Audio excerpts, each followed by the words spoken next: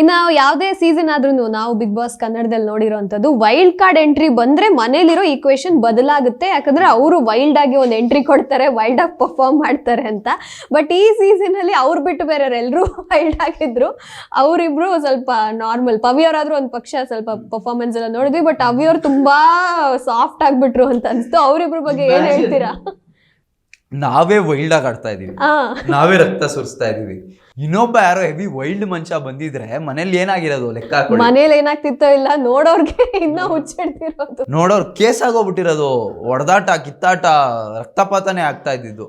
So ಅವಿ ಬಂದಿದ್ದು ಮನೇಲಿ ಒಂದು ಸ್ವಲ್ಪ ಅಂದರೆ ಈ ಕಾಮಿಕ್ ರಿಲೀಫ್ ಅಂತಾರಲ್ಲ ಆ ಥರ ಆಯಿತು. ಅಂದರೆ ಅವ್ರು ಬಂದಾಗ ನಾನು ಆನೆ ನೋಡಿತೀನಿ, ಮಾವುತ ಆನೆನ ಪಳಗ್ಸಕ್ಕೆ ಬಂದಿದ್ದೀನಿ ಅಂದರು.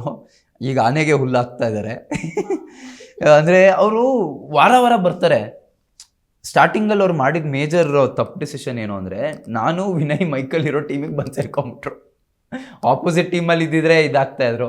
ಸೆಕೆಂಡ್ ವಾರನೂ ಅದೇ ಮಿಸ್ಟೇಕ್ ಮಾಡಿದರು. ನನಗೆ ಬಂದ್ಬಿಟ್ಟು ಕ್ಯಾಪ್ಟನ್ ಸರ್ ನನ್ನ ವಿನಯ್ ಇರೋ ಟೀಮ್ಗೆ ಹಾಕಿ, ನನ್ನ ಸಂಗೀತ ಇರೋ ಟೀಮಲ್ಲಿ ಆಡೋಕ್ಕೆ ಇಷ್ಟ ಇಲ್ಲ ಅಂತ.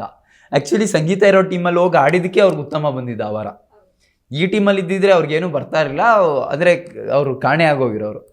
ಸೊ ಅವ್ರಿಗಿನ್ನೂ ಏನು ಗೇಮ್ ಅರ್ಥ ಆಗಿಲ್ಲ ಅವ್ರಿಗೆ. ನೋಡಿ, ಹೊರಗಡೆ ಅವ್ರು ಅಷ್ಟೊಂದು ಎಪಿಸೋಡ್ಗಳು ನೋಡ್ಕೊಂಡು ಬಂದಿದ್ರೆ ಒಂದು ಬೇಸಿಕ್ ಅಂಡರ್ಸ್ಟ್ಯಾಂಡಿಂಗ್ ಇರುತ್ತೆ, ಯಾರ್ಯಾರು ಹೆಂಗೆ ಯಾರ್ಯಾರು ಏನೇನು ಮಾಡ್ತಾರೆ ಅಂತ.